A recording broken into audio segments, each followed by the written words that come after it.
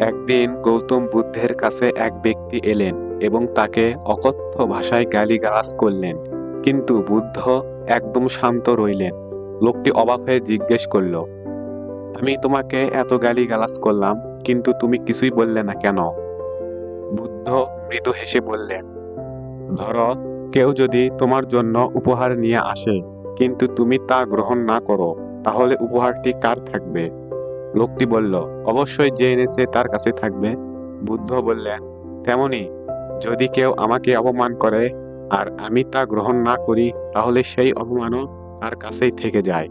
লোকটি স্তব্ধ হয়ে গেল। সে বুঝতে পারল, রাগ ও ঘৃণা নিজেরই ক্ষতি করে, অন্যের নয়। শিক্ষা: অন্যের কথায় বা অপমানে মন খারাপ করা উচিত নয়, শান্ত ও ধৈর্যশীল থাকাই শ্রেষ্ঠ উত্তর।